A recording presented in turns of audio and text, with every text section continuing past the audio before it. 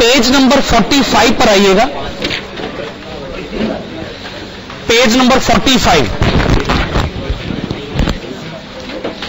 Okay, इस page पर जो क्वेश्चन नंबर 22 है, क्या ये क्वेश्चन हमने पहले कर लिया है? ओके, पेज नंबर 45 पर कौन कौन से क्वेश्चन हो गए? 17, 21 एंड 22। ओके, इस पेज पर ये 3 क्वेश्चन हो चुके हैं। आप आइएगा क्वेश्चन नंबर 18 की तरफ। इसी पेज पर question number 18। Pacific Utilizes Company has present capital structure of 50% long-term debt, 10% preferred stock, 40% common equity.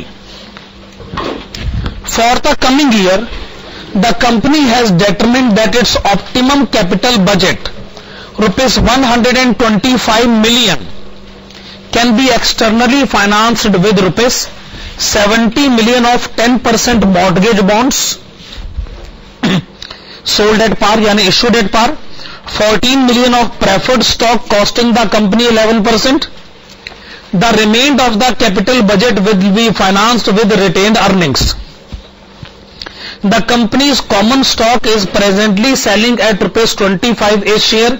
Next year's common dividend D1 expected to be rupees 2 a share. Company's past annual growth rate in dividend has been 6%. However, tax rate is 40%. Calculate cost of capital for proposed capital budget. क्या ये सवाल नए project के context में? तो शुरू की 2 लाइनों में जो एग्जिस्टिंग कैपिटल स्ट्रक्चर दे रखा है उसका क्या करना है? कुछ नहीं करना। जब सवाल नए प्रोजेक्ट है तो नए प्रोजेक्ट के बारे में बात करते हैं, तो आप इस बात को लिखिएगा। The information given in the question,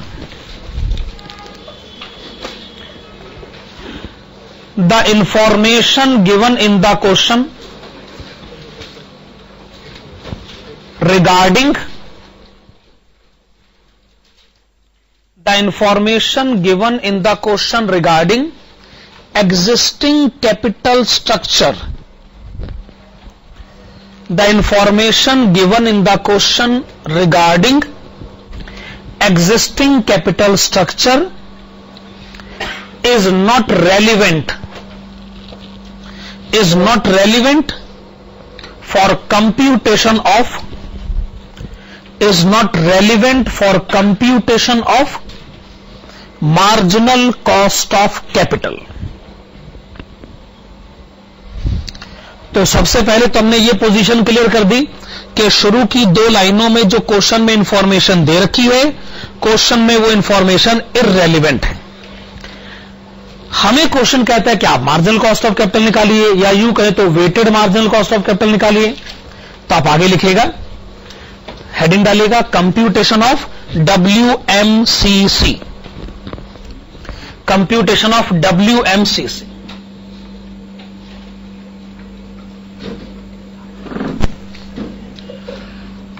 अगर आपको WMCC कैलकुलेट करना है तो यह तो तय है कि आप मार्केट वैल्यू वेट ले ही नहीं सकते। Source book value weight cost of capital और लास्ट में weighted marginal cost of capital, WMCC। Source book value weight cost of capital और लास्ट में WMCC। हां जी, वैसे आप बताएंगे नए प्रोजेक्ट के लिए टोटल फंड्स कितने चाहिए? 125 मिलियन। अरेंज कैसे होंगे?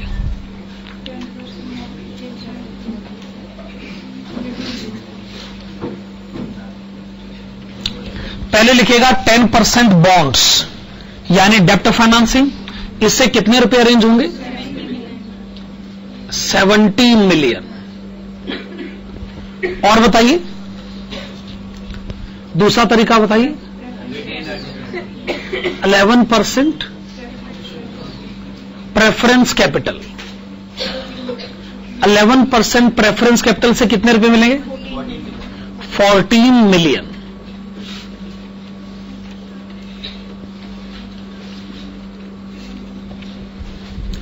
$70 मिलियन 10% बॉन्ड से मिले, 14 मिलियन 11% प्रेफरेंस कैपिटल से मिले।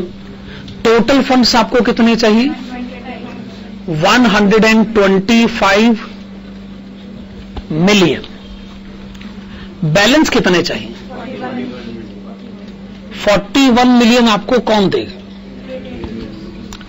रिटेन्ड अर्निंग से आपका क्या मतलब है? Existing equity share holder. आपने कहा existing equity share holder. Okay, 125 में से 70 मिलियन बॉन्ड्स के परसेंटेज में कहें 56%। 125 में से 14 मिलियन प्रेफरेंस 11 पॉइंट, सॉरी एक बार फिर से बोलिए। 11.20। ओके, 11.20 और लास्ट में 32.8 परसेंटेज। ठीक है, तो ये काम तो हमारे लिए काफी आसान था ना।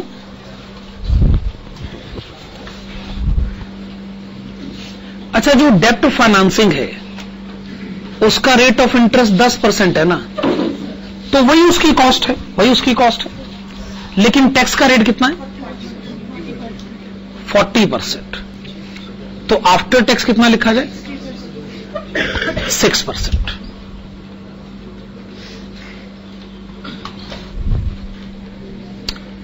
अच्छा, प्रेफरेंस कैपिटल में कॉस्ट कितनी है? 11%।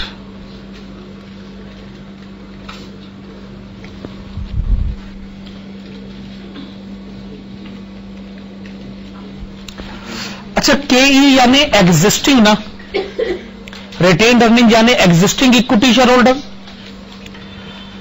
तो जब आप इसकी कॉस्ट कैलकुलेट करें तो फार्मूला होगा D1 divided by market price plus growth rate.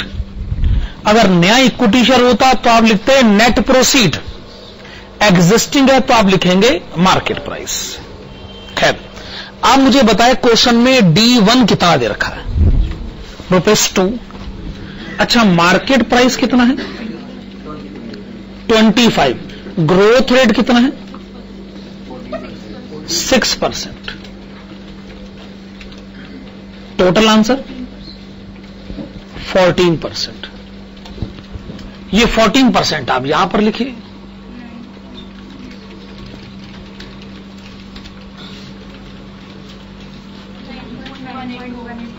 9.184%। तो नया प्रोजेक्ट अगर फाइनेंशियली वायबल बनना चाहता है तो उसे कम से कम कमाना होगा 9.184% लिखेगा। Hence the investment in the new project, hence the investment in the new project must yield, the investment in the new project must yield 9.184% in order to be financially viable. 9.184% in order to be financially viable.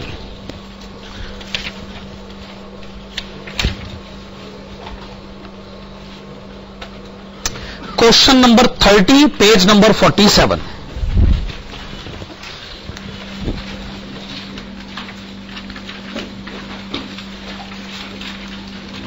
Question number 30, page number 47। The present capital structure of a company is as follows: equity capital, reserves, preference capital, debentures and term loan. Additionally, the following information are available: beta given है 1.06, yield on risk free bonds 10%, stock market risk premium 6%. Next page. Current ex dividend equity share price, x dividend equity share price ₹15. क्या आपने ये term पहले कभी सुना हुआ, x dividend?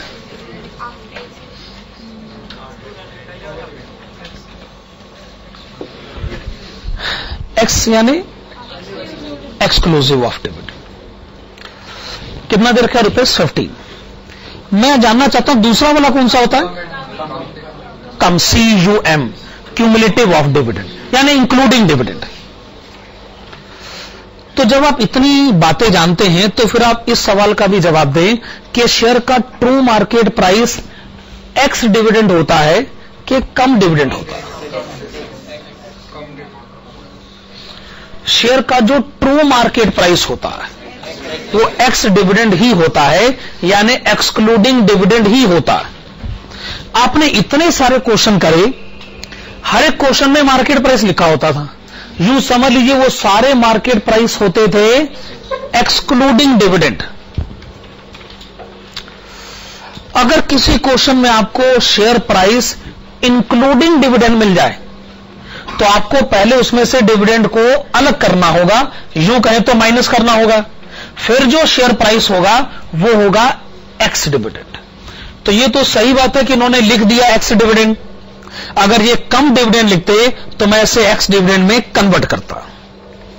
आगे question क्या कहता है?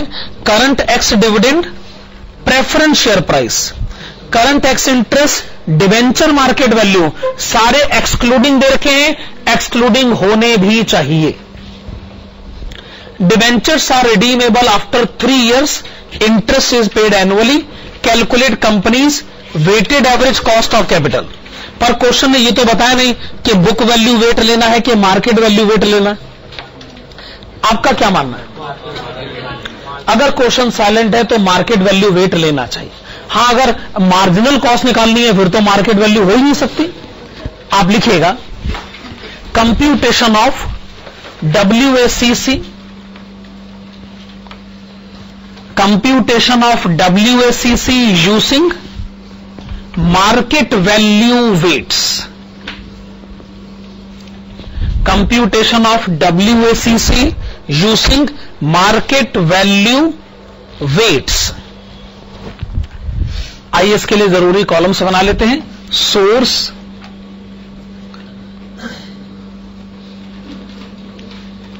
Market value, weight, cost of capital और लास्ट में WACC.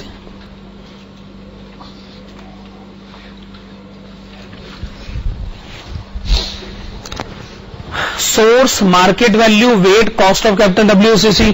अच्छा, एक फैसला और लेना है, रिजर्व्स का क्या करना है? रिजर्व्स को इग्नोर करने का फैसला हमारी तरफ से.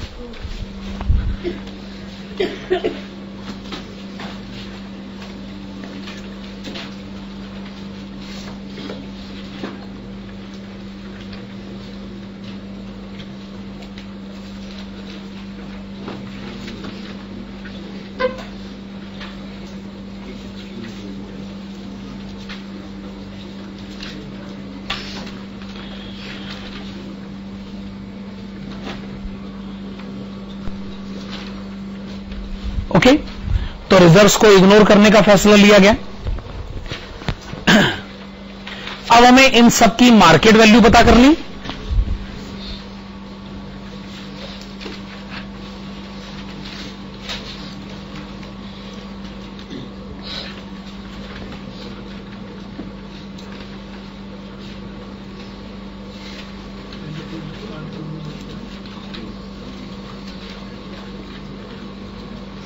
हाँ जी, पहले आप मुझे बताइए सभी इक्विटी शेयर्स की फेस वैल्यू कितनी?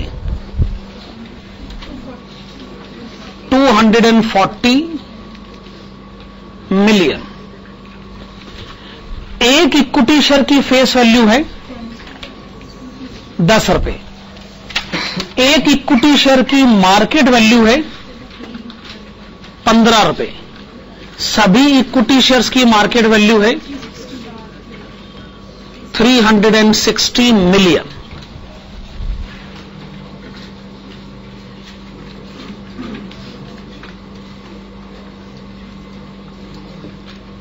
अच्छा, सभी प्रेफरेंस शेयर्स की बुक वैल्यू 120 मिलियन। एक प्रेफरेंस शेयर की बुक वैल्यू 10 रुपए, एक प्रेफरेंस शेयर की मार्केट वैल्यू 12 रुपए। 144 मिलियन। डिवेंचर्स, सभी डिवेंचर्स की बुक वैल्यू 120 मिलियन।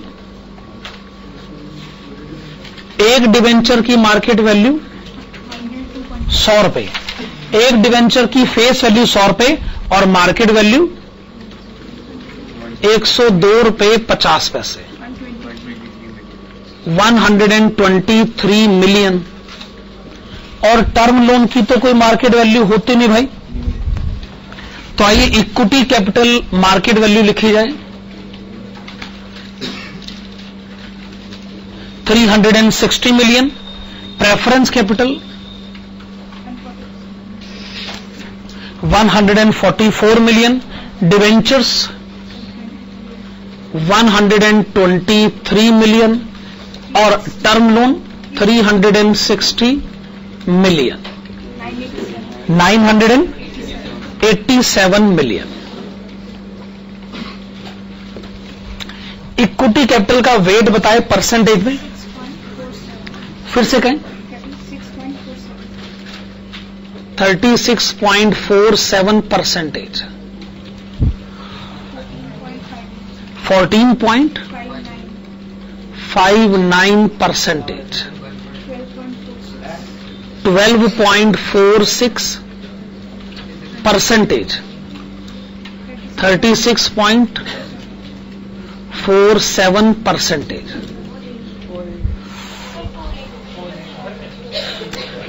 36.48। ठीक है, ये आप इसलिए कह रहे ताकि 100% कंप्लीट किया जाए। ठीक है, चलिए आपने वेट्स तक तो कैलकुलेशन कर ली है, अब आपको इंडिविजुअल कॉस्ट कैलकुलेट करनी है, उसके बाद WACC तो अपने आप ही कैलकुलेट होगा। आइए सबसे पहले लिखते हैं KE। KE की जो डिटेल क्वेश्चन में है ना, वो डिविडेंड वैल्यूएशन अप्रोच की नहीं है, पर वो CAPM की है, तो CAPM की अप्रोच ही अडॉप्ट कर दी गई। उल्टा ये तो ज्यादा आसान लगती है।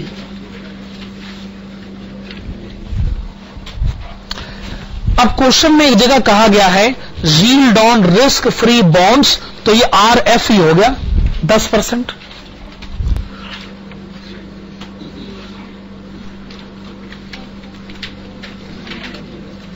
बीटा आपको गिवन है 1.06 और stock market risk premium, the question says premium 6%। तो KE कितना लिखा जाए 16.36 परसेंटेज।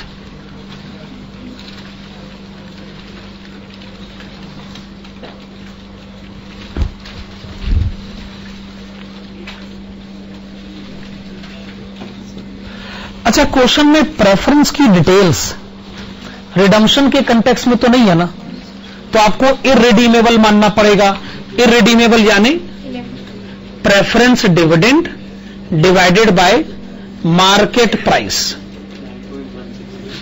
यही है ना। मार्केट प्राइस आपको गिवन है 12 रुपए, मार्केट प्राइस आपको गिवन है 12 रुपए और प्रेफरेंस डिविडेंड फेस वैल्यू अगर 10 रुपए है तो उसका 11%। प्रेफरेंस डिविडेंड है 11%।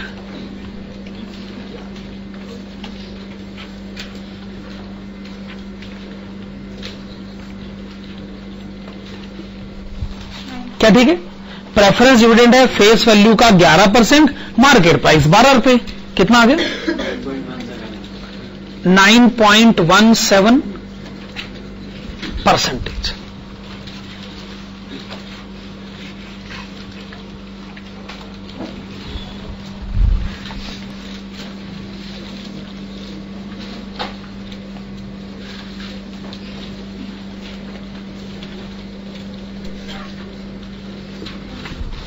अच्छा, जो टर्म लोन है उसका रेट ऑफ इंटरेस्ट कितना है? 14%, और टैक्स की सेविंग होगी 40%।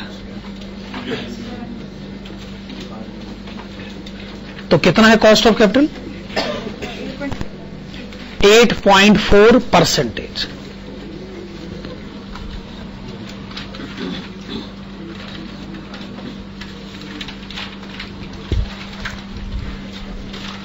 अब बस आपको डिवेंचर्स की कॉस्ट कैलकुलेट करनी है। उसके लिए आप क्वेश्चन की इंफॉर्मेशन पहले पढ़ लीजिए। डिवेंचर्स की इंफॉर्मेशन शायद रिडीमेबल कंटेक्स्ट में दे रखी।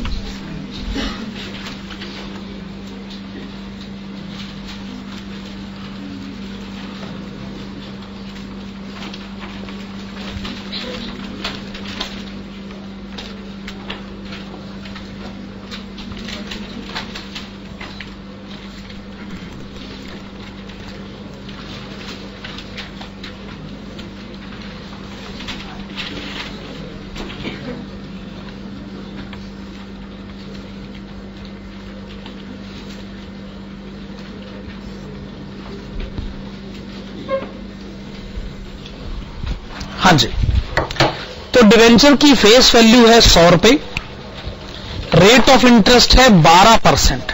12%, 100 रुपए का डिवेंचर, इंटरेस्ट हो गया 12 रुपए, टैक्स सेविंग 40%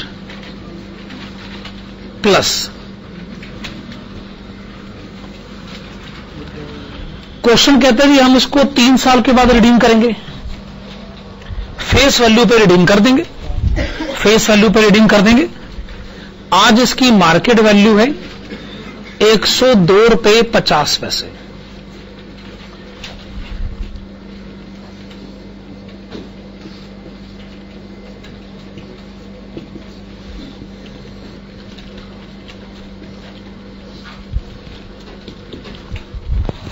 हाँ जी, तो यह कॉस्ट ऑफ डेप्ट डिबेंचर्स के कंटेक्स्ट में बताए कितना लिखना है।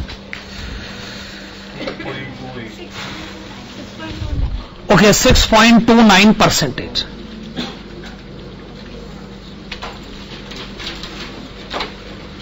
6.29% आप यहां पर लिखिए।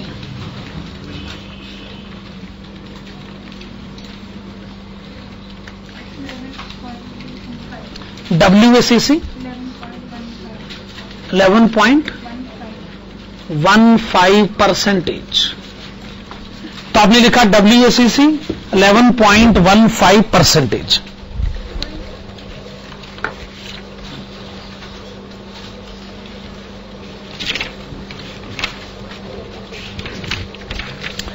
ओके, 11.15%। पेज नंबर 42 पर आएंगे।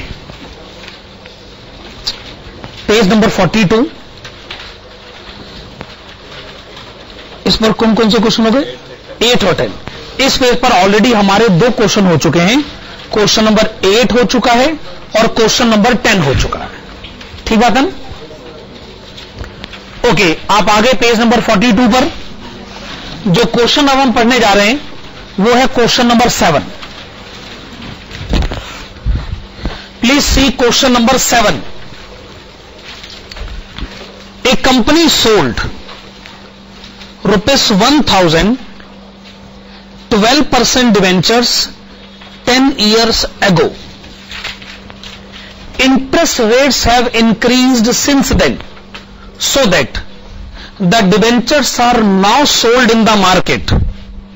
The debentures are now sold in the market on 15% yield basis.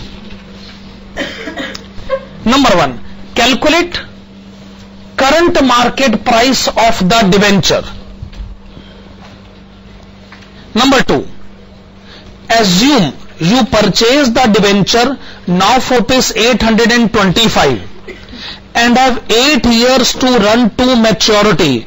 Compute approximate effective yield you would earn on this investment. Ignore tax. एक बार फिर से, क्वेश्चन की पहली रिक्वायरमेंट क्या है?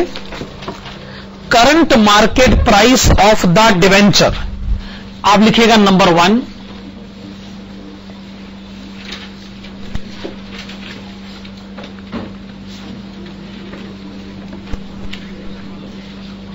Current market price of debenture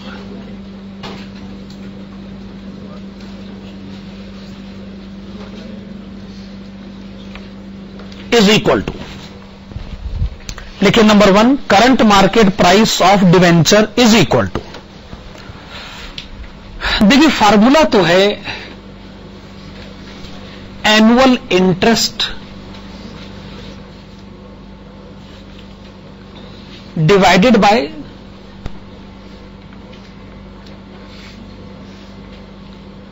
current yield. Formula तो है annual interest divided by current yield, जैसा भी है फार्मूला भी आप लिखिए, annual interest divided by current yield. ये बताइए इस डिवेंचर की फेस वैल्यू कितनी है?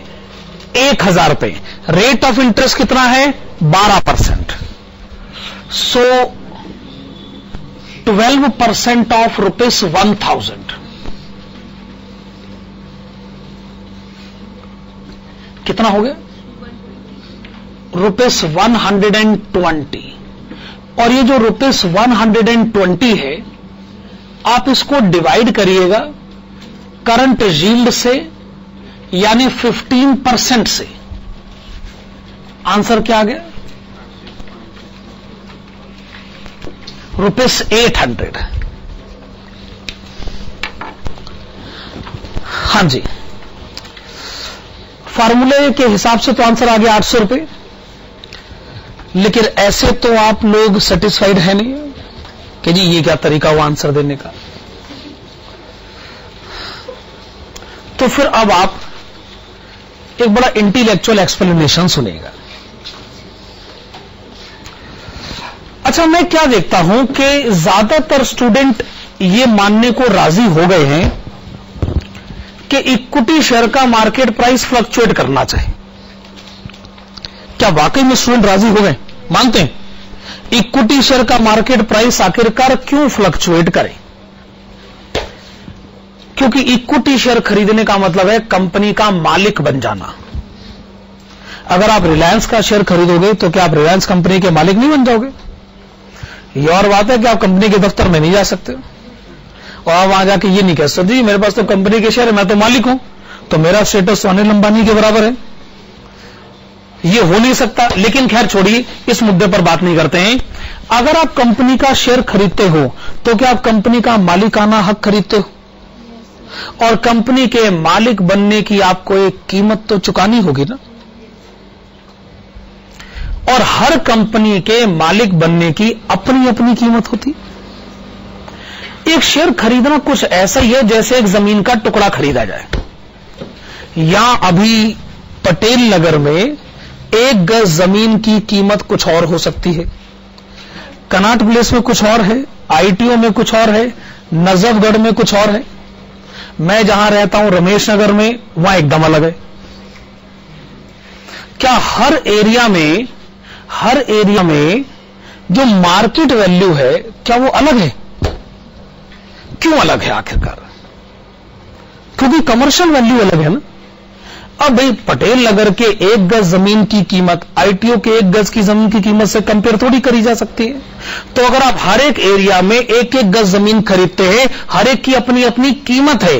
अकॉर्डिंगली जब शेयर आप खरीदोगे और अगर आप कंपनी के मालिक बनोगे तो आपको कीमत तो देनी पड़ेगी ना। तो अब सारे स्टूडेंट ये मानने को राजी हो गए हैं कि शेयर का मार्केट प्राइस फ्लक्चुएट करना चाहिए, क्योंकि शेयर खरीदने का मतलब होता है मालिक बनना, और मालिक बनने की कीमत देनी पड़ती। Point valid. एक्सप्लेनेशन जितना मर्जी सही क्यों ना हो, लेकिन डिवेंचर का मार्केट प्राइस कैसे फ्लक्चुएट कर सकता है? क्योंकि डिवेंचर खरीदने का मतलब कंपनी का मालिक बनना नहीं होता है। जब आप कंपनी के ओनर बन ही नहीं रहे हो तो आपका प्राइस कैसे फ्लक्चुएट कर सकता है ना? Important question. फार्मूले को छोड़ो, फार्मूले तो बात की बात है। पहले कंसेप्ट तो समझ में आए कि डिवेंचर का मार्केट प्राइस आखिरकार फ्लक्चुएट कर कैसे सकता है।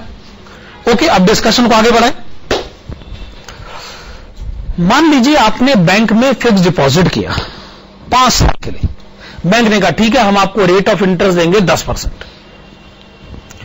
अच्छा, अभी 1 महीना ही हुआ था, आपने 5 साल के लिए जमा करा, 1 महीना हुआ था, क्या हुआ, बैंक ने न्यूज़पेपर में एडवर्टाइजमेंट निकाल दिया कि जी रेट ऑफ इंटरेस्ट जो है ना 10% नहीं है, 9% है। ये आपने पढ़ा, आप देखना था, आप लड़ने पहुंच गए। आपने कहा कमाल करते हो भैया, कमिटमेंट नाम की कोई चीज होती है कि नहीं होती? मुझे 10% आपने अभी कुछ दिनों पहले कहा है, अब आप अखबार में एडवर्टाइजमेंट दे रहे हो कि 9% रेट ऑफ इंटरेस्ट। ये क्या तरीका हुआ बोला? इस पर वो आपको क्या कहेंगे कि भाई साहब आप बिना बात के नाराज हो रहे हैं, वो 9% हमने आपके लिए थोड़ी कहा है, आपका तो कमिटमेंट है ना 10%। अरे आपके 5 साल के लिए 10% ही है, बिना बात के नाराज मत हुआ करो। वो हमने नए कस्टमर्स के लिए अनाउंस करा है, आप बिना बात के नाराज होते। अच्छा, हो सकता है अखबार में ऐड आ जाए, अब रेट ऑफ इंटरेस्ट है 12%। आप मिठाई का डब्बा लेकर पहुंच गए, आपने कहा भाई साहब आपके जैसा कोई आदमी नहीं। अभी आपने कुछ दिन पहले 10% का, अब आप 12% दे रहे हो। मैं तो साहब खुशी से फूला नहीं समा रहा हूं साहब, इसीलिए ये मिठाई का डब्बा लेकर आओ। उन्होंने कहा ऐसा करो, मिठाई का डब्बा जैसे लाओ वैसे वापस ले जाओ। 12% आपके लिए नहीं है, नए कस्टमर्स के लिए। बिना बात के कुछ मत होइए। इसका मतलब ये तय हो गया कि रेट ऑफ इंटरेस्ट एक बार तय हो गया तो हो गया, ये बीच रास्ते में नहीं बदलेगा। अच्छा, मैंने सुना है डिवेंचर्स भी 8, 10, 20 साल के लिए इशू कर दिए जाते। अगर रेट ऑफ इंटरेस्ट 12% है तो जब तक डिवेंचर्स रहेंगे रेट ऑफ इंटरेस्ट 12% ही रहेगा। सही बात है ना? अच्छा, मैंने सोचा अपने डिवेंचर को बेचा जाए। मेरी मर्जी, अगर मैं बेचना चाहूं तो बेच सकता हूं, अगर मुझे पैसों की जरूरत है तो मैं बेच सकता हूं। एक आदमी मुझे मिला, कहता जी मैं आपका डिवेंचर खरीदूंगा। हमने कहा ठीक है, मैं आपको ढूंढ रहा था, आप मेरे को ढूंढ रहे हैं, ठीक है ओके, मैं डिवेंचर आपको बेचने को तैयार हूं। उस आदमी ने मुझे कहा कि वो तो ठीक है, लेकिन एक्चुअली मैं एक काम ये चाहता हूं कि आप मुझे डिवेंचर बेच दो। कंपनी को कैसे पता चलेगा कि आपने मुझे डिवेंचर बेच दिया? मुझे इंटरेस्ट कैसे मिलेगा? हमने कहा इसका मतलब फिर आप जानते नहीं हो। ऐसा है, बहुत आसान काम होता है। मैं कंपनी को इंटीमेट करूंगा, एक कॉरेस्पॉन्डेंस होगा, मैं कंपनी को इन्फॉर्म करूंगा कि मैंने डिवेंचर इनको बेच दिया है, आपकी डिटेल्स कंपनी के पास पहुंच जाएंगी। इसका मतलब जो इंटरेस्ट अब तक मेरे पास आता रहा है अब वो आपके पास आ जाएगा। ये कोई मुश्किल काम नहीं। उसने कहा हाँ ये तो ठीक है, लेकिन एक काम और था, ये आखिरी काम कर दीजिए मेरे लिए, मुझे ना रेट ऑफ इंटरेस्ट 15% चाहिए। हमने कहा ओके हो जाएगा। हमने कहा चलो अभी काम करवा देते। फिर हमने कंपनी को फोन मिला, हमने कंपनी को देखो भी ऐसे फलाना एक आदमी है, मैंने डिवेंचर इसको बेच दिया, इंटरेस्ट इसको दे देना। उन्होंने कहा ये सुख हो जाएगा काम। अच्छा एक काम और करना, इसको ना इंटरेस्ट 15% दे देना। उस पर कंपनी का वो जो आदमी था कहता भाई साहब ये तो आप लोग शराफत की हद पार कर रहे हैं, उसको 15% क्यों दे दे भाई? मतलब हम नहीं देंगे 15%, जब हमने 12% कहा था तो 12% ही देंगे। सही बात करिए, बेकार की बात मत करिए। ये क्या कर उसने फोन पटक दिया। फिर मैंने इसको कहा कि भाई साहब कंपनी वाले नहीं मान रहे, अब ये क्या कहेगा? कंपनी वाले नहीं मान रहे, आप मान जाइए। मेरे मानने से आपका क्या मतलब है? बात को डिटेल में बताएं, मेरे मानने से आपका क्या मतलब? उसने कहा जी बहुत आसान है, वो डिवेंचर जो कभी आपने 1000 का खरीदा था आज आप मुझे 800 में बेच दो। मैंने कहा इससे क्या होगा?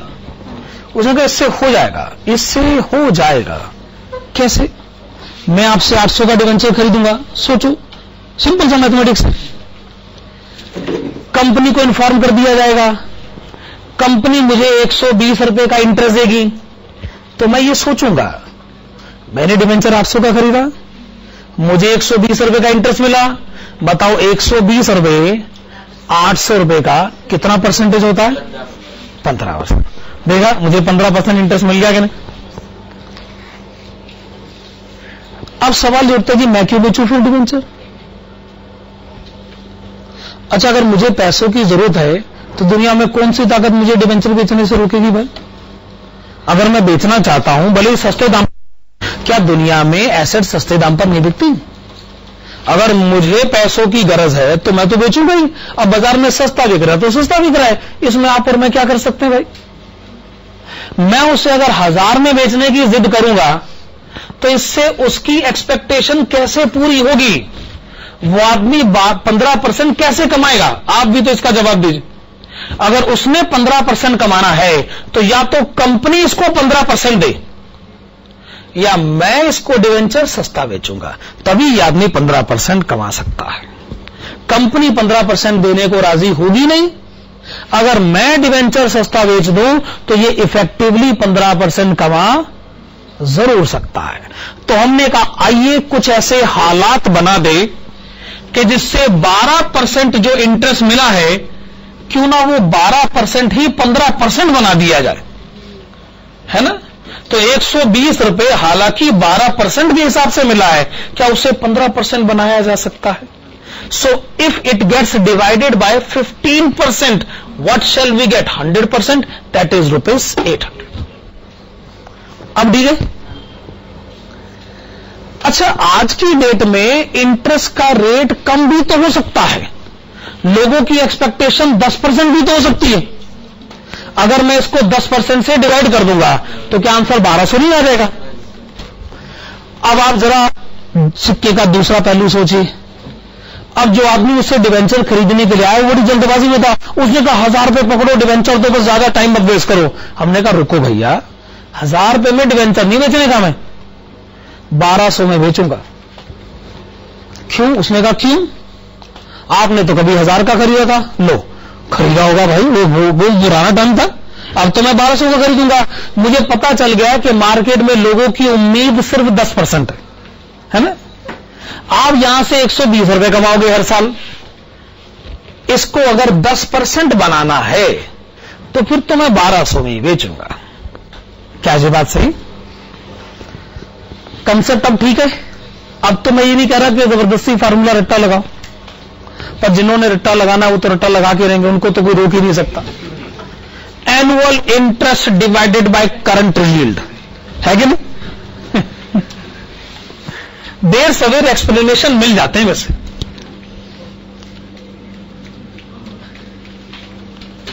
अब आप बढ़ें सेकंड पॉइंट की तरफ।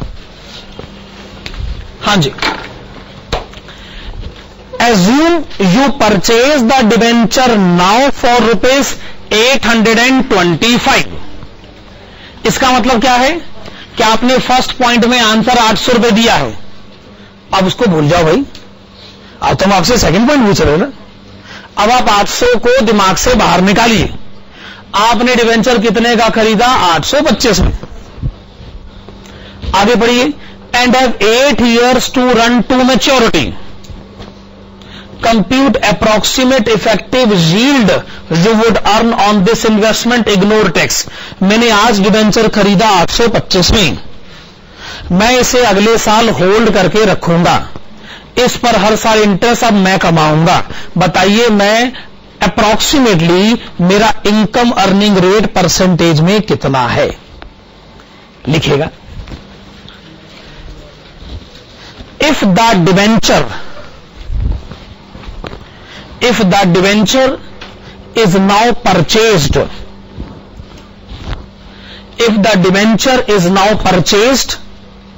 for ₹825 and it is to be redeemed after 8 years, and it is to be redeemed after 8 years, comma, in such a case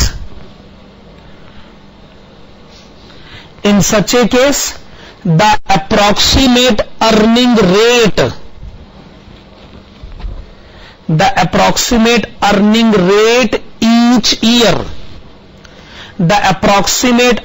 rate each year is computed below।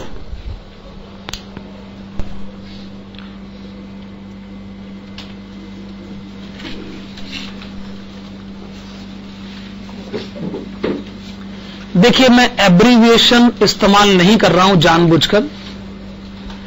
Interest income plus redeemable value minus investment divided by number of years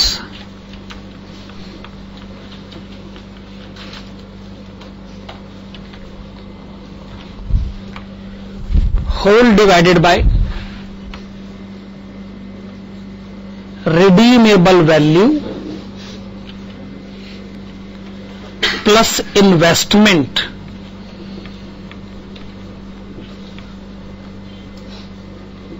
divided by 2.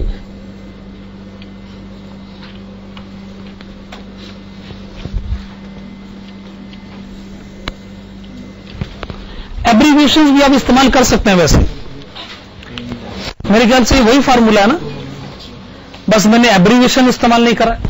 हां जी, तो मैं ये कह रहा था कि आपने debenture खरीदा है 825 रुपए में। ध्यान से सुनिएगा, आपने डिवेंचर खरीदा 825 में, पर उसकी फेस वैल्यू तो 1000 ही है ना।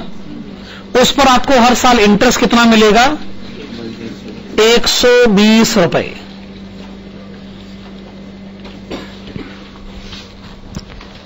क्या आपको अपनी इनकम पर टैक्स नहीं देना चाहिए?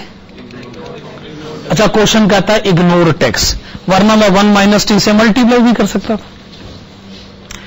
अच्छा बताइए, कितने साल के बाद डिवेंचर रिडीम होगा? 8 साल के बाद। 8 साल के बाद आपको मिलेगा क्या? 1000 रुपए मान लेते। अभी आपकी जेब से कितने रुपए गए? 825 रुपए। 825 रुपए आपके आज गए, मिलने आपको 1000 है, पर मिलने 8 साल के बाद है, तो ये पर ईयर इनकम हो गई ना। अब नीचे एवरेज लिख लेते हैं, 1000 plus 825 divided by 2,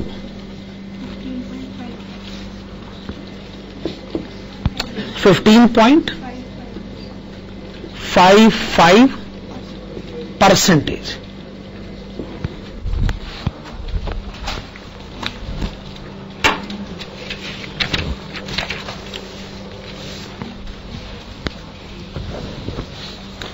question number 7 का आंसर देने के बाद आप आइएगा क्वेश्चन नंबर 6 की तरफ।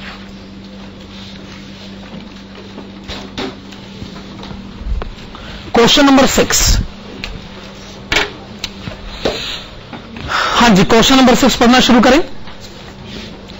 ए company is forcing, question number 6 देखिएगा, a company is forcing growth rate of 12% per annum in next 2 years, which is likely to 10% per annum for 3rd and 4th year. After that, the growth rate will stabilize at 6% per annum. If the last dividend was rupees 1.50 per share and required rate of return is 9%, find out the maximum price at which you are now ready to purchase the share. देखिए, question जो है इतनी आसानी से ये होगा नहीं। आपको ना एक कंसेप्ट पहले समझना पड़ेगा, उसके बाद ही इसका आंसर हम शुरू कर सकते हैं। उसके लिए आपको एक हेडिंग डालनी होगी, लिखेगा। कंसेप्ट है how to compute the market price, how to compute the market price of equity share, how to compute the market price of equity share prevailing, how to compute market price of equity share prevailing at the beginning of any year, किसी भी साल के शुरू में अगर मैं ये जानना चाहता हूं कि इक्विटी शेयर का मार्केट प्राइस कितना है, तो मैं उसे कैसे कैलकुलेट कर सकता? देखिए, आप जानते हैं K E is equal to D1 divided by market price plus growth rate, इतनी बात आप जानते हैं, ठीक है।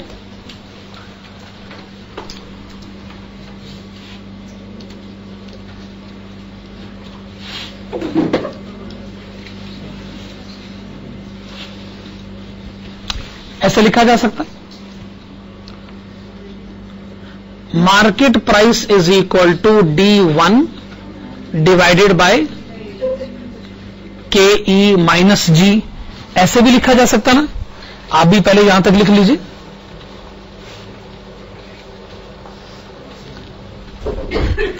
Market price is equal to D1 divided by KE minus G, आपने लिख लिया। इसमें मार्केट प्राइस का मतलब क्या है, मतलब ये कौन सा मार्केट प्राइस है?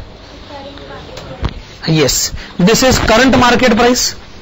वो पीछे का ऐसे ही चला दो, this is current market price ना। करंट मार्केट प्राइस को क्या मैं कह सकता हूं, market price at beginning of year 1,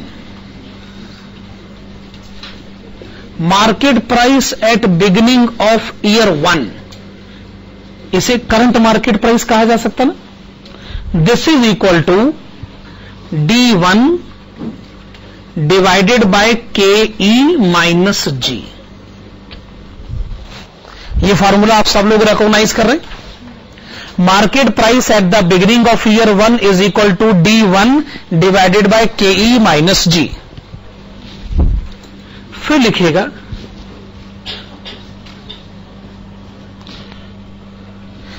market price at beginning of year 2। बताइए, फॉर्मूला बनाइए अपने आप, D2 divided by KE minus G, simple सा फॉर्मूला। अच्छा, market price at beginning of year 3, formula बनाइए, D3 divided by KE minus G। एक और, market price at beginning of year N is equal to DN divided by KE minus G। किसी भी साल के शुरू का मार्केट प्राइस अगर आपको जानना है तो उसका बड़ा सिंपल सा फॉर्मूला याद रखिए कि उस साल के आखिर का dividend divided by KE minus G। क्या आपको ऐसा लग रहा है कि आपको ये फॉर्मूला रट्टा लगवाया जा रहा है जबरदस्ती? आपको सही लग रहा है, असल में ऐसा ही है। मतलब इसके लॉजिकल एक्सप्लेनेशन, तो फॉर्मूले को ऐसे ड्राइव कर दिया, ऐसे ऐसे कर दिए, पर इसमें मैं क्या कर सकता हूं? इसमें मैं क्या कर सकता हूं भला? अब अगर सीए स्टूडेंट्स की मैथमेटिकल नॉलेज इतनी पुअर है तो इसमें मेरा क्या कसूर है भाई? आप सब लोग सीपीटी का एग्जाम पास करके आए हैं, उसमें मैथमेटिक्स का सपोर्ट है ही कितना? कितना सपोर्ट है? आप सब लोगों का मैथमेटिक्स का रिजल्ट जग जाहिर है, कहना नहीं चाहिए मुझे, आपका रिजल्ट दिखाता है कि आपको मैथमेटिक्स से कितना प्यार रहा है।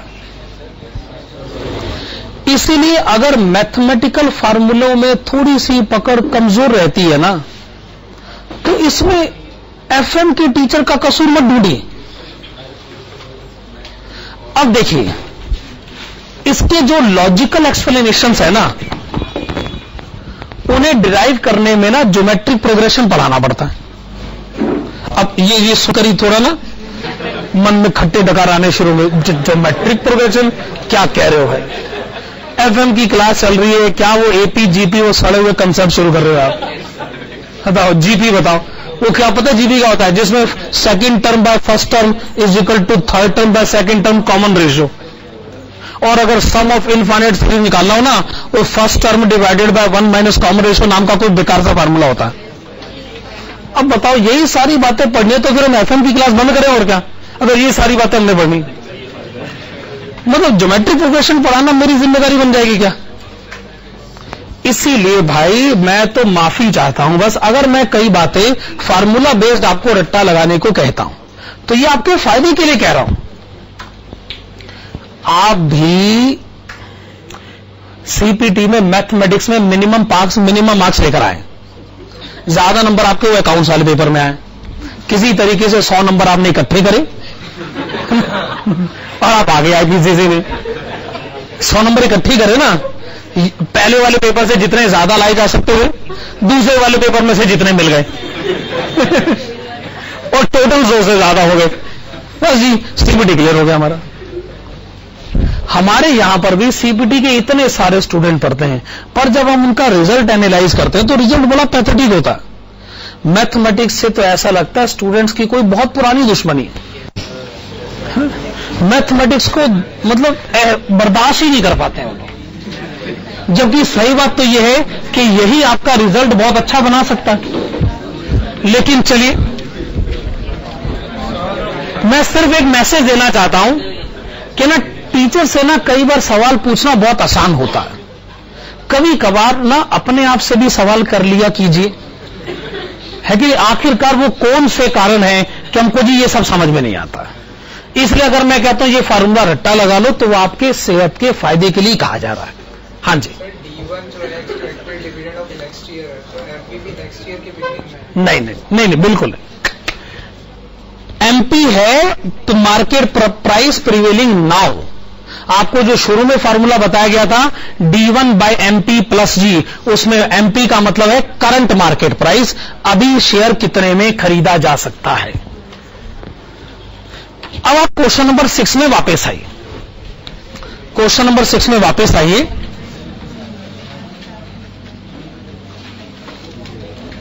हाँ जी, a company is foreseeing growth rate of 12% per annum in next 2 years and is likely to fall to 10% per annum for third and fourth year. After that the growth rate will stabilize at 6% per annum. If last dividend was rupees 1.50 per share and required rate of return is 9%, find out the maximum price at which you are now ready to purchase the share. अच्छा चलिए, अगर मैं ये share आज खरीद भी लूं तो क्या मैं इसको हमेशा के लिए होल्ड करूंगा? क्या कोई इक्विटी शेयर होल्डर शेयर हमेशा के लिए होल्ड करने के लिए खरीदता है? नहीं भाई, ऐसा बिल्कुल नहीं। हमेशा के लिए शेयर क्या रखोगे? अच्छा बताओ, मतलब शेयर को अपने साथ थोड़ी लेके जाना है। हमेशा के लिए शेयर नहीं रखना चाहिए भाई। कब तक रखना चाहिए? अच्छा बताओ। जब तक उसको होल्ड करना हमारे फायदे में है। जब लगे कि इसको होल्ड कर, जब लगे कि जाने वाले अपने खुद के जाने से पहले वो कह रहे हो बेच देना चाहिए। ना लिसन प्लीज, पॉइंट ये है, इस क्वेश्चन में साफ तौर पे लिखा है कि इक्विटी शेयर होल्डर की एक्सपेक्टेशन है 9%। अच्छा, क्वेश्चन कहता है कि पहले 2 साल कंपनी की ग्रोथ रेट है 12%। बहुत अच्छी बात है, मेरी मिनिमम एक्सपेक्टेशन से ज्यादा ही है। उसके अगले 2 साल 10%, चलो ठीक है। और 4 साल के बाद कंपनी कहती है ग्रोथ रेट 6%। चौथे साल के बाद मैं इस कंपनी के साथ जुड़ा हुआ नहीं रहूंगा। मैं ऐसी कंपनी के साथ क्यों रहूं भाई जिसकी ग्रोथ रेट खाली 6% है, क्योंकि मेरी तो एक्सपेक्टेशन ही 9% है भाई।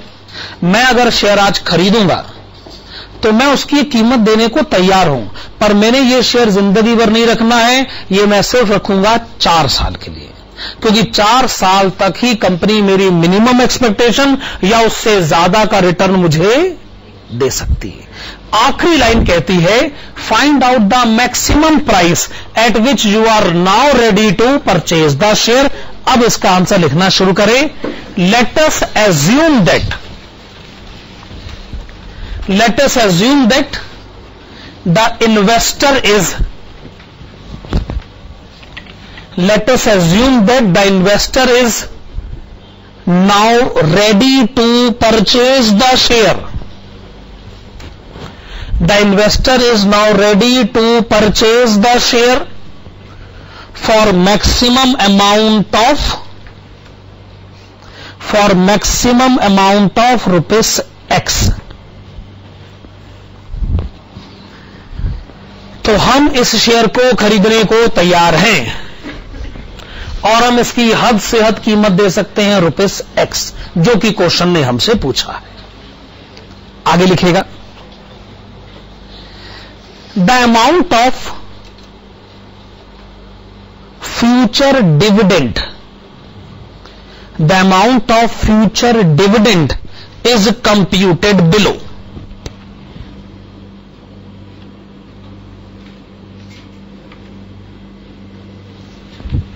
देखिए, अब तो आप इक्विटी शेयर होल्डर बन गए, अब तो डिविडेंड आप ही को मिलेगा।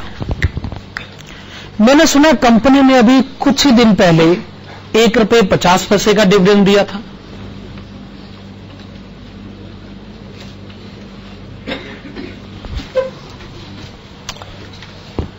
आप बताइए, एक साल के बाद आपको डिविडेंड कितना मिलेगा? प्लस 12%, 1.68। भाई कंपनी भी तो 12% ग्रो कर रही है, तो अगला डिविडेंड तो हमको ही मिलेगा, वो भी 12% ग्रोथ के साथ। अच्छा, दूसरे साल के आखिर में आपको डिविडेंड कितना मिलेगा? 1.68 प्लस 12%, 1.88। अच्छा, तीसरे साल के आखिर में आपको डिविडेंड कितना मिलेगा? 1.88 प्लस 10%, 2.07। चौथे साल के आखिर में आपको डिविडेंड कितना मिलेगा? 2.07 प्लस 10%, 2.28। आपने बताया 2.28। पांचवें साल के शुरू में आप क्या करिएगा? बेच देंगे सर। मतलब मैं ऐसी कंपनी का शेयर क्यों रखूं भाई, जिसकी ग्रोथ रेट ही खाली 6% है? तो मेरा फैसला है, पांचवें साल के शुरू में शेयर बेच दें। कितने में बेचेंगे भाई? आखिरकार प्राइस भी तो बताना पड़ेगा ना, कितने बेचकर क्या मिलेगा? पांचवें साल के शुरू में शेयर बेचोगे तो क्या मिलेगा? लिखेगा अगले पैराग्राफ में, at the beginning of 5th year, पांचवें साल के शुरू में, at the beginning of 5th year, the investor will sell the share, the investor will sell the share and realize the amount which is computed below. The investor will sell the share and realize the amount which is computed below. तो हम जानना चाहते हैं पांचवें साल के शुरू में शेयर किस दाम पर बेचा जाएगा, यानी पांचवें साल के शुरू का मार्केट प्राइस क्या हो सकता है? आप लिखेंगे D5 divided by KE minus G। ठीक बात है, यही तो पढ़े थे हम। पांचवें साल के शुरू का मार्केट प्राइस जानने का फार्मूला, पांचवें साल के आखिर का dividend divided by KE minus G। चौथे साल का डिविडेंड ये रहा ₹2.28, ये आपको डिविडेंड मिला है। पांचवें साल का डिविडेंड आपको नहीं मिलेगा, हम कह ही नहीं रहे कि पांचवें साल का डिविडेंड आपको मिलेगा।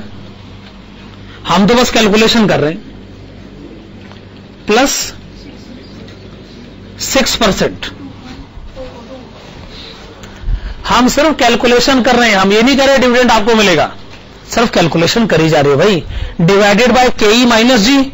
अब बताइए शेयर होल्डर की मिनिमम एक्सपेक्टेशन 9%, ग्रोथ रेट 6%। तो हम ये जानना चाहते हैं 5वें साल के शुरू में शेयर को बेचकर क्या मिल जाएगा। फिर से बोले। ओके, ₹80.56।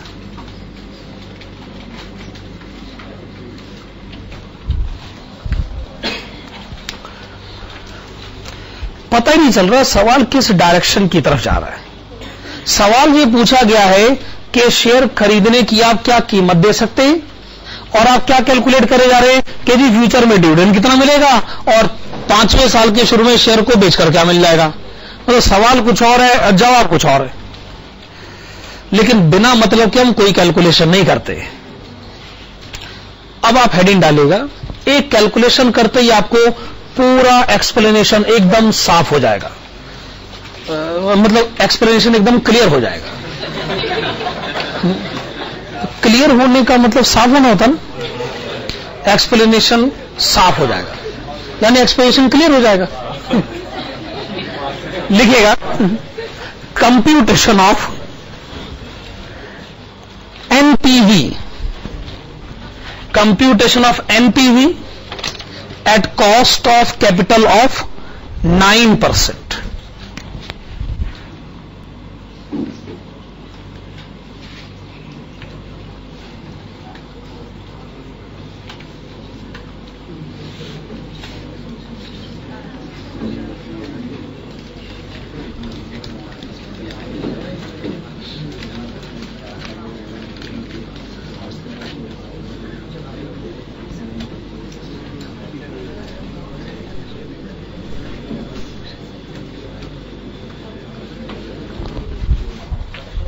आप ये कॉलम्स बनाइएगा।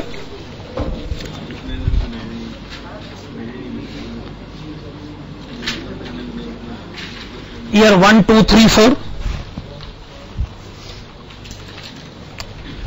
आपने शेयर खरीदा है, पहले साल के आखिर में आपको डिविडेंड मिलेगा 1.68, दूसरे साल के आखिर में आपको डिविडेंड मिलेगा 1.88, तीसरे साल के आखिर में आपको डिविडेंड मिलेगा 2.07, चौथे साल के आखिर में आपको डिविडेंड मिलेगा 2.28, और उसी समय आप शेयर बेच दोगे डिविडेंड लेते ही 5वें साल के शुरू में, और आपको कितने रुपए मिलेंगे, दोनों का टोटल बताएंगे। 82.84, और कैश इनफ्लो का टोटल बताएंगे।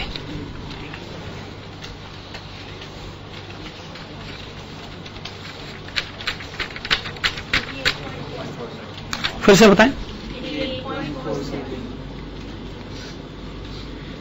88.47, आपने कहा 88.47। हाँ जी, तो आज आपने शेयर खरीदा, पता नहीं पैसे कितने दिए, ध्यान से सुनेगा, पता नहीं पैसे कितने दिए, पर आपको फ्यूचर में मिलेगा कितना। तो बताइए अभी शेयर खरीदते समय आप कितनी कीमत देने को तैयार हैं। देखिए एक बार मैं फिर कह रहा हूं, फ्यूचर में 88.47 मिलता हुआ नजर आ रहा है, अभी आप कितनी कीमत देने को तैयार हैं, जवाब दीजिए। आपको जी ऐसे कैसे जवाब दे दें, 88.47 तो फ्यूचर में मिलेगा टुकड़ों में, जब तक आप इसकी प्रेजेंट वैल्यू नहीं निकाल लेते ऐसे हम कैसे जवाब देते। हम भी FM पढ़ चुके हैं, कैपिटल बस्टिंग में बहुत टाइम बिताया, एब्सोल्यूट आंसर नहीं देने वाले हम, प्रेजेंट वैल्यू का आंसर देंगे। तो ठीक है, प्रेजेंट वैल्यू के लिए प्रेजेंट वैल्यू फैक्टर लिख लेते हैं, 0.917, 0.842, 0.772, 0.708, 63.37। हाँ जी, तो आप ये कहना बंद करिए कि 88.47 आएगा, कहिए जी 63.37 आएगा। हाँ जी, अगर आज ये शेयर सुनिए 60 रुपए में मिल रहा है तो क्या आप तैयार हैं? 60 रुपए जाने दो, फ्यूचर में क्या आएगा? 63.37। हाँ जी, हम तैयार हैं। आज ये शेयर 65 में मिल रहा है, आप तैयार हैं? नहीं। बताओ 65 चले जाएं, आए 63.37, ये कोई तरीका थोड़ी होता। वो तो कितनी कीमत दे सकते हो? मैक्सिमम यही दे सकते हैं जी, इससे ज्यादा कीमत नहीं दे सकते ना। जितना पैसा आएगा मैं उतना ही दे सकता हूं भाई, ज्यादा से ज्यादा, उससे कम ही दूंगा ना। आप इसमें से माइनस करिएगा initial cash outflow. Initial cash outflow है X, तो आ गया एनपीवी 63.37 माइनस X। ठीक है ना? ऐसे एनपीवी हमने बहुत कैलकुलेट करा। नीचे आप लिखेंगे in order to be financially viable. In order to be financially viable, NPV must be greater than or equal to 0. 63.37 minus X greater than or equal to 0. ठीक है ना? X less than or equal to 63.37। ठीक है ना? तो हम X की हद से अब कीमत कितनी दे सकते हैं? इतना मैक्सिमम। इससे सस्ता खरीदने को हम तैयार है, इससे महंगा खरीदने को हम तैयार नहीं। आइए हम इस बात को लिख लेते हैं। Hence the share holder should be now ready. The shareholder should be now ready to purchase the share. The shareholder should be now ready to purchase the share for maximum amount of rupees. For maximum amount of rupees 63.37.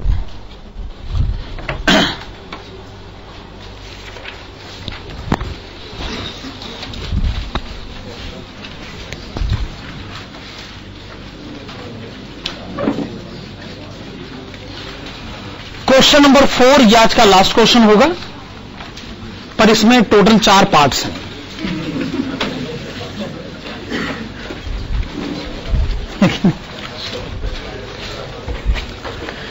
मैं पहले इसके point number सी से शुरुआत करना चाहूंगा। Point number सी और D important parts हैं। ए और बी जो है वो आप लोग पहले से जानते हैं, सी और D important parts. Question number 4 point number C, the equity share of a company is currently being sold at ₹1250 per share. The dividend paid by the company during last 5 years are 100, 107, 114.49, 122.5043, 131.0796. Compute growth rate in dividend and cost of equity. पहली requirement क्या है? Growth rate.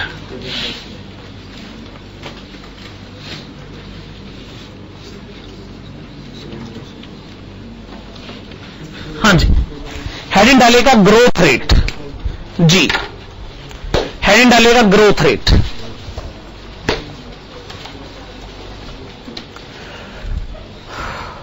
पिछले 5 साल के dividend को ध्यान से देखिए। सबसे पहले डिविडेंड 100 रुपए, फिर 107 रुपए। 100 से 107 पर आने के लिए 7% ऐड होना चाहिए ना। 100 में 7% ऐड कर दिए तो 107 रुपए आ जाता ना। उसके बाद 114 रुपए 49 पैसे। अगर 107 रुपए में 7% ऐड कर दिया जाए तो क्या 114.49 हो जाता है। इसमें 7% ऐड करूं तो क्या अगला डिविडेंड आ जाएगा, उसमें 7% ऐड करूं तो क्या उससे भी अगला डिविडेंड आ जाएगा। मतलब आप पिछले 5 साल के डिविडेंड को जब एनालाइज करते हैं तो आप कहते हैं तो हर अगला डिविडेंड पिछले डिविडेंड के मुकाबले 7% ज्यादा है। तो ये बात तो बड़े आसानी से पता चल रही है कि कंपनी में ग्रोथ रेट कितना है, 7%। लिखिए इस बात को। Analysing the dividend pattern, analyzing the dividend pattern of last 5 years,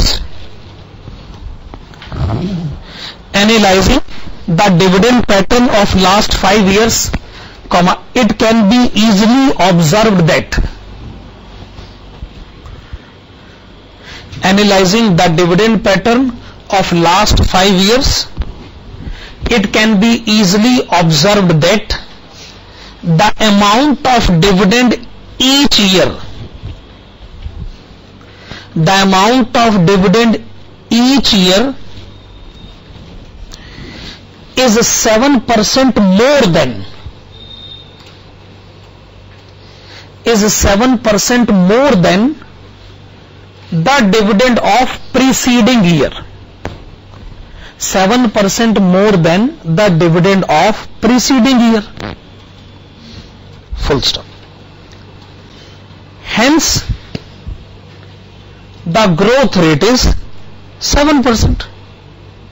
Hence, the growth rate is 7%.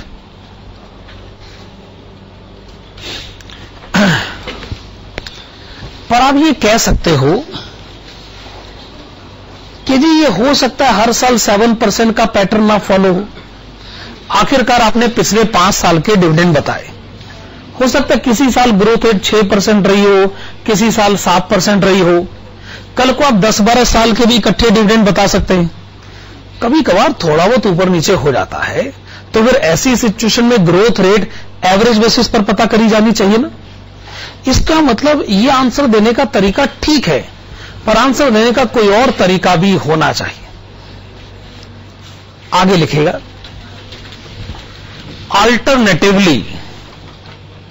Alternatively यानी वैकल्पिक तौर पर, alternatively comma, the growth rate may also be computed, the growth rate may also be computed with the help of following formula, with the help of following formula.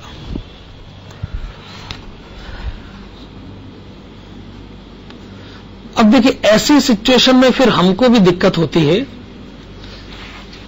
कि अब student को explanation बताएं या खाली फार्मूला लिखाकर कहीं जी बात खत्म हो गई। कई बार गड़बड़ हो जाती है और एक्सप्लेनेशन इतने सिंपल होते हैं, स्टूडेंट ने असल में 9th क्लास में पढ़े होते हैं। वो एक्सप्लेनेशन होते बड़े सिंपल से हैं। वो क्या है, वो जो फार्मूले आप लोगों ने पढ़ रखे हैं, amount is equal to principal 1 + r power n, वही फार्मूले होते हैं असल में। लेकिन अब क्या करें, अब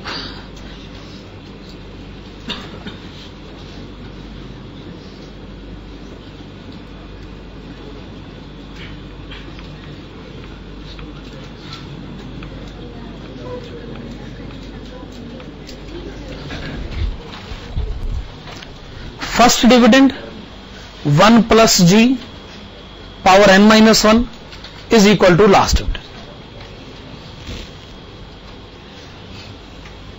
अब पहले कैलकुलेट तो हो जाने देते। और बड़ी एक तो समस्या ये कि जी फार्मूला क्या है, दूसरी समस्या है कि कई बार स्टूडेंट को लगता है फार्मूला तुमने याद कर लिया, बाद की कैलकुलेशन भी उसको बहुत तंग करती। जिसको तंग करती उसको तंग करके देंगे, और जिसको मैथमेटिक्स में कोई प्रॉब्लम नहीं है उसको लगता है इससे सिंपल तो कुछ होता ही नहीं। मैथमेटिक्स के साथ यही प्रॉब्लम है, या तो ये स्टूडेंट को बहुत अच्छा लगता है या ये बहुत बुरा लगता है, इसमें मेडियोकर लेवल नहीं। अब ये बताइए पहला डिविडेंड कितने का है? 100 रुपए का। पहला डिविडेंड 100 रुपए है ना। अच्छा, डिविडेंड आपको कितने साल के दे रखे हैं? 5 साल के। 5 में से 1 माइनस करो, पावर डाल दो 4, ठीक है। लास्ट डिविडेंड कितना है? 131.0796।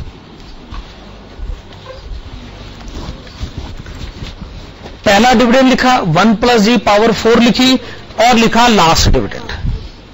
अब इसको सॉल्व करना है। अभी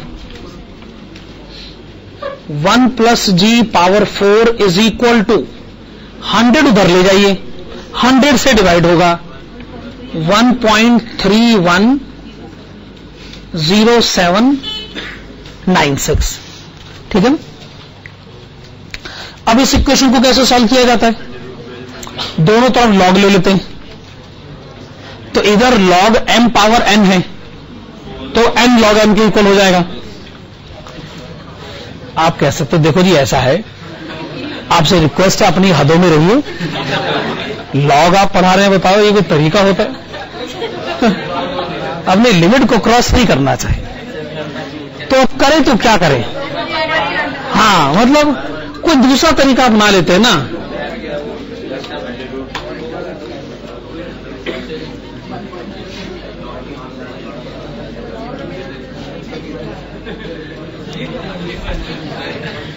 वो जो राइट हैंड साइड है वो है 1.07 पावर 4। विश्वास नहीं तो आप 1.07 को 4 बार मल्टीप्लाई करके देख लो, उसके इक्वल आ जाएगा। अब पावर 4 कैंसिल हो गया, तो 1 + g किसके इक्वल हो गया? 1.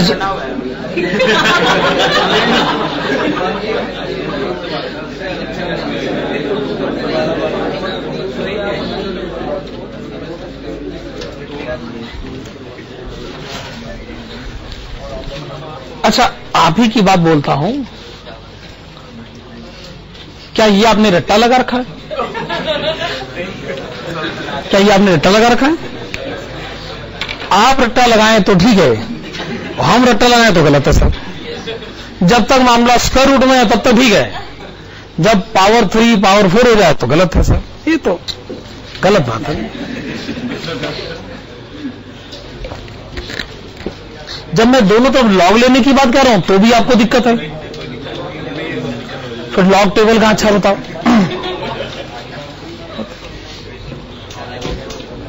फिर तो कई बार सन कहते हैं तो मैं समझा इसको लॉग क्यों कहते हैं, हम तो लोगों को लॉग कहते थे, पता नहीं क्या लॉग कहता था। कई लोग तो LN भी बोल देते हैं, लॉग नेचुरल, पता नहीं कहां से शब्द ले आते हैं। देखो जी, हिट एंड ट्रायल मेथड ना सबसे अच्छा तरीका होता है। हिट एंड ट्रायल मेथड कहता है देखो 1.01 से शुरू करो, 1.01 4 बार मल्टीप्लाई करके देख लो, उसके इक्वल नहीं आ रहा, चलो छोड़ो 1.02 ये भी नहीं आ रहा, 1.03 ये भी नहीं आ रहा, कोशिश करते रहो, कहीं ना कहीं मामला फिट बैठेगा। भाई आपके लेवल पर हिट एंड ट्रायल मेथड ही है, आपकी मैथमेटिकल नॉलेज को अपग्रेड करने की जिम्मेदारी मेरी नहीं है। इसलिए पावर 4 कैसे सॉल्व होता है मैं आपको नहीं बता सकता। चलो ऐसा कर लो भाई, लेकिन पावर 5 भी हो सकती थी तो बहुत अच्छी बात है, मैंने कब मना किया? करो, अप्लाई करो, लेकिन अगर अप्लाई करो तो अपनी नॉलेज से अप्लाई करो, नहीं कर पा रहे हो तो भी अपने आप से सवाल पूछो। मेरे से सवाल कैसे पूछ सकते हो आप कि जी पावर 4 कैसे सॉल्व होती है, बताओ? ये मेरी जिम्मेदारी कब से हो गई? FM के टीचर की जिम्मेदारी कब से होगी कि वो पावर 4 समझाए आपको? आप बताइए ये मेरा काम कैसे हो सकता है? कल को आप ये खोजिए हमें टेबल मल्टीप्लाई करना नहीं आता, वो भी सिखा दो मेरे को। 15 into 12 जी वो कैसे होता? अच्छा बताओ तो सही कैसे होता, मतलब ये भी मैं आपको समझाऊंगा। भाई कल को कोई स्टूडेंट कह सकता जी मुझे नहीं आते टेबल, बस अब नहीं आते तो नहीं आते। मैंने दूसरी क्लास के बाद आज ही देखा है फाइनेंशियल मैनेजमेंट, बीच में मैंने कहीं मैथ्स पढ़ा ही नहीं, तो मुझे तो पता ही नहीं टेबल क्या होता है। तो फिर किस किस को समझाते फिरेंगे भाई कि नहीं? उसने स्कूलिंग विदाउट मैथ्स करी है पहली क्लास से, तो क्या कर सकते?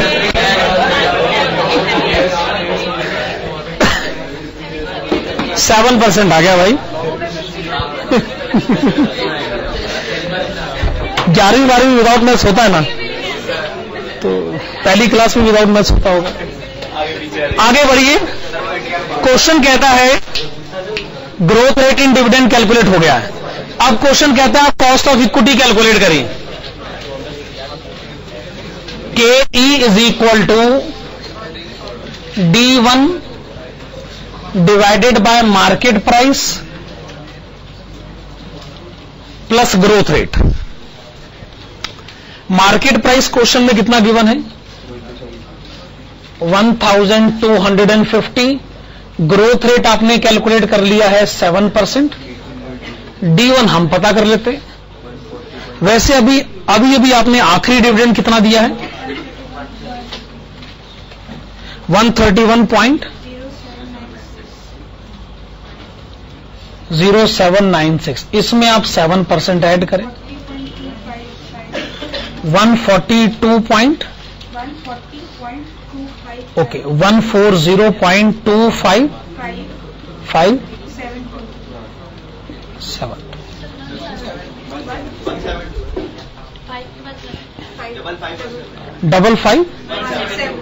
172।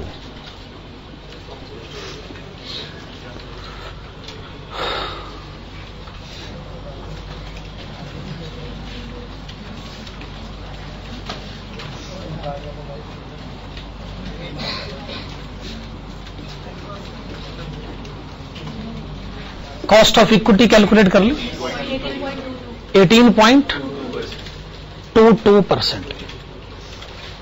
ये तो आसान काम था हमारा लिखा। क्वेश्चन नंबर 4 के सी पॉइंट को सॉल्व किया जा चुका है।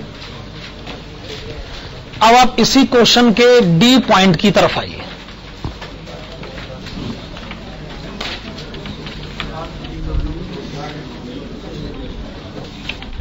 चलिए इस क्वेश्चन के डी पॉइंट की तरफ आइएगा।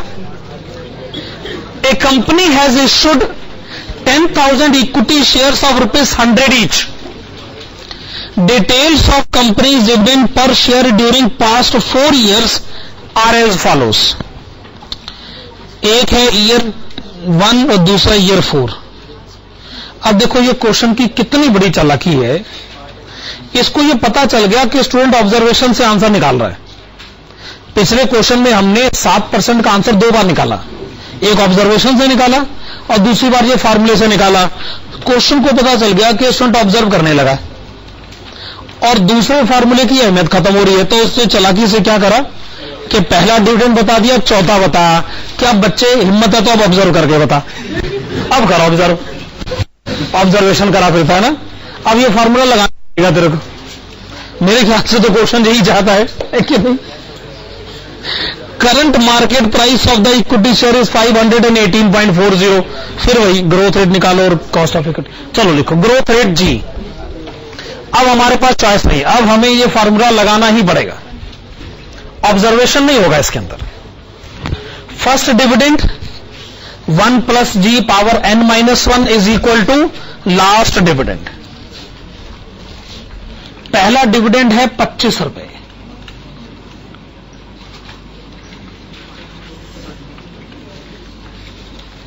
n-1 पावर कितनी लिखी जाए? Last dividend 43.2।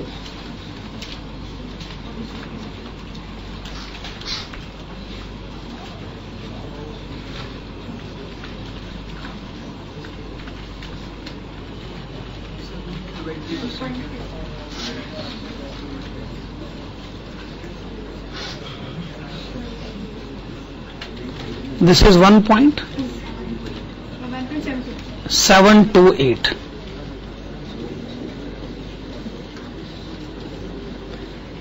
क्या लिखा जाए? 1.2 पावर 3।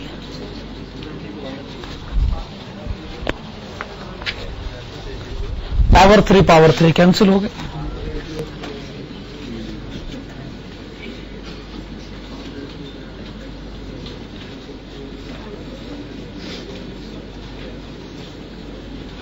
अच्छा, 0.22% होता है कि 20% होता है? ठीक। कई बार स्टूडेंट पूछ होते हैं कि तो 2 है तो 20 कैसे हुआ? कई बार ऐसे भी सवाल उठ जाते हैं असल में। स्टूडेंट का मैथमेटिक्स बड़ा फार सुपीरियर है भाई। एक बार जैसे मैं कई बार एग्जांपल भी देता हूं, एक बार तो स्टूडेंट ने हद कर दी जब उसने ये कहा कि मेरे एक पेपर में 80% नंबर आए, दूसरे में 70% आए, तो हमने पूछा टोटल कितने नंबर आए? कहते जी 150%।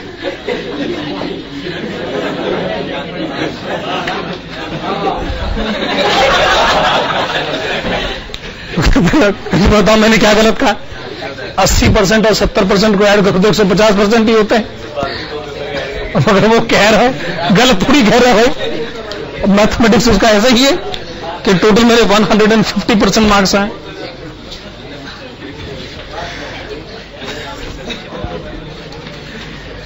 ग्रोथ रेट आ गया 20%। अब आप एक काम करिए, कॉस्ट ऑफ इक्विटी का फॉर्मूला लिखिए, D1/MP + G।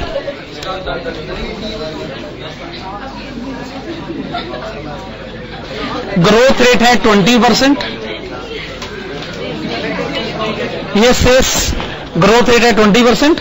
मार्केट प्राइस है 518.40।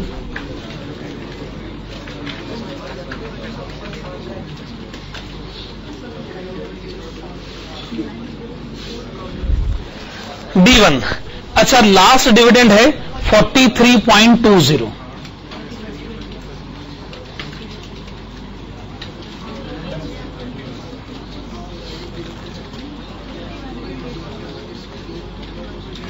$51.84।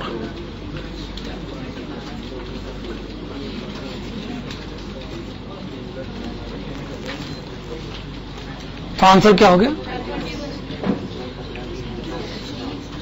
30%। तो क्वेश्चन नंबर 4 का C और D पॉइंट हमने सॉल्व कर लिया है। बस ग्रोथ रेट कैलकुलेट करने का ये फार्मूला ही मैंने आपको बताया बस। अब आपको इसके A और B पॉइंट को सॉल्व करना है।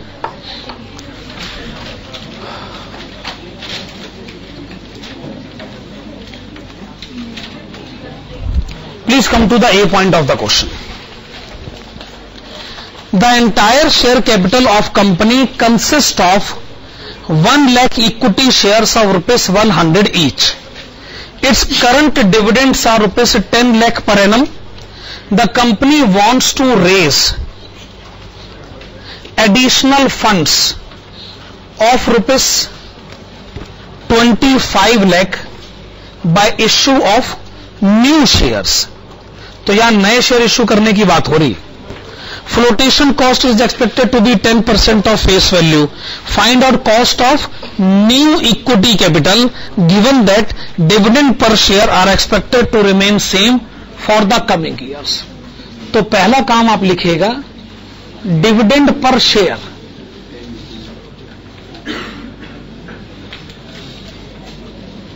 आप लिखिएगा डिविडेंड पर शेयर। हमें शुरू में बताया गया है कि टोटल 1 लाख शेयर्स हैं जिनको 10 लाख रुपए का डिविडेंड दिया जाता है।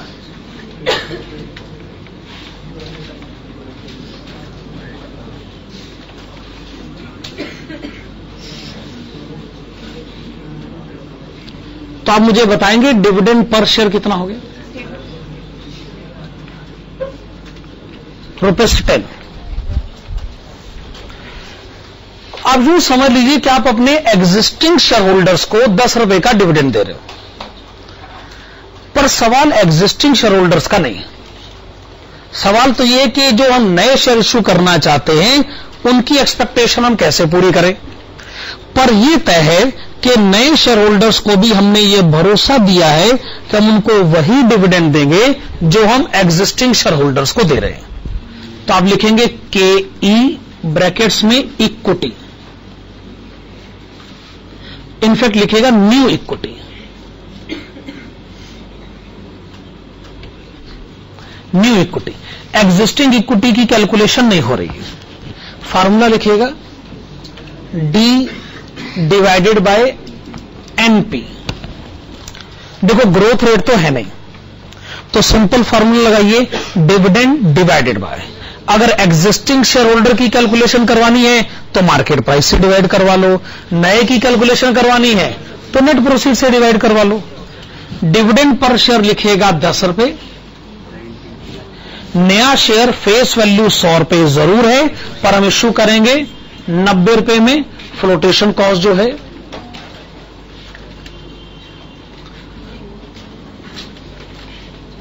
This is 11.11%।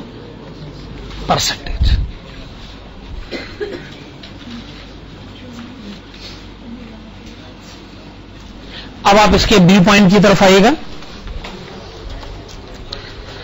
The shares of a company are currently being sold at ₹20 per share. It has just paid dividend of ₹2 for the last year. The profits of the company are expected to show growth of 10% per annum. Determine cost of equity capital of the company. ये काफी आसान काम है हमारे लिए। आप लिखिएगा KE is equal to D1 divided by market price plus growth rate. आपने बताया मार्केट प्राइस है 20 रुपए, ग्रोथ रेट है 10%। D1 हम कैलकुलेट कर लेते। अच्छा, पिछला डिविडेंड क्वेश्चन में दे रखा है 2 रुपए, इसमें आप ग्रोथ रेट 10% ऐड कर दीजिए तो अगला डिविडेंड हो गया 2 रुपए 20 पैसे। ये 2 रुपए 20 पैसे आप यहां लिखिए और कॉस्ट ऑफ इक्विटी कैलकुलेट कर लीजिए 21%। ठीक है, यहां तक कैलकुलेशन आपने कॉस्ट ऑफ इक्विटी कैलकुलेट किया 21%। अगली लाइन में देखिएगा, if this cost of equity is to be maintained, well, which cost of equity is to be maintained? The one which has been now computed, that is 21%. Okay, what would be the expected current price of the share if growth rate is number 1 8%, number 2 12%? चलिए heading डालेगा computation of market price per share, computation of market price per share if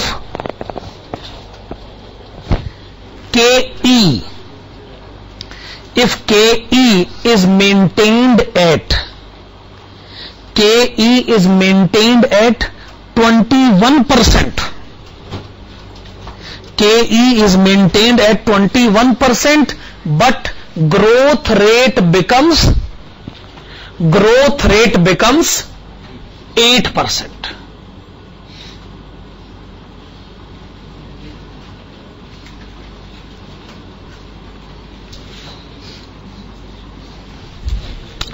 simple सा formula हम जानते हैं dividend valuation approach का।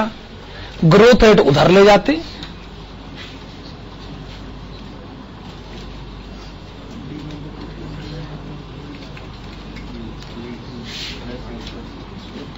तो market price calculate करने का procedure D1 divided by KE minus G। Question कहता है कॉस्ट ऑफ इक्विटी को मेंटेन करें, यानी 21%, ग्रोथ रेट बना दे 8%। D1 जाने, अगला डिविडेंड, पिछला डिविडेंड है 2 रुपए, अगला डिविडेंड ₹2 प्लस 8%। बस आप इस इक्वेशन को सॉल्व कर दो, इससे एक आंसर आ जाएगा 16.62। अच्छा, शेयर का प्राइस गिर क्यों गया? शेयर का प्राइस गिर क्यों गया? ग्रोथ रेट में कमी आएगी तो एग्जिस्टिंग शेयर होल्डर तो बुरा मानेगा ही ना। बुरा मानेगा तो नाराजगी जाहिर कैसे करेगा? बाजार में शेयर बेचने चला जाएगा, और वो नहीं जाएगा, बड़े सारे चले जाएंगे, तो बाजार में हर जगह सेलर ही सेलर घूम रहा होगा। बायर कहेगा अच्छा, बहुत अच्छा मौका है, फिर तो वो कहेगा जी मैं खरीदना ही नहीं चाहता हूं। वो कहेगा अरे भाई थोड़ा सस्ता बेचते हैं, फिर वो सस्ता बेचना शुरू करेगा, और बायर तब एंटर करेगा जब उसे उसके मतलब का प्राइस मिल जाएगा। मार्केट में हर रोज एक आदमी एक्टिव होता है, या वो तेजड़िया होता है या मंदड़िया होता है, बुल्स और बियर्स। जिस दिन जिसका सिक्का चल जाता है वो मार्केट को उस डायरेक्शन में ले जाता है, या तो बायर्स मार्केट होता है या सेलर्स मार्केट होता है, या तो बायर आज सिचुएशन को कंट्रोल करेगा या सेलर कंट्रोल करेगा। बायर कंट्रोल करेगा तो प्राइस को नीचे गिरा कर ले जाएगा, सेलर कंट्रोल करेगा तो प्राइस को ऊपर ले जाएगा। ये डिपेंड करता है किस दिन किसका सिक्का चल गया, है कि नहीं? हर उस मार्केट में ये तो टग ऑफ वॉर होता है ना, रस्सा कशी होती है, जो जीत जाता है मार्केट अपनी तरफ खींच के ले जाता है। अगली हेडिंग डालेगा कंप्यूटेशन ऑफ। अभी इस क्वेश्चन का आंसर बचा है, अगर ग्रोथ रेट 12% हो जाए तो क्या होगा, यह भी सवाल है। Computation of market price per share, computation of market price per share if KE is maintained at 21%. KE is maintained at 21%, but growth rate becomes 12%.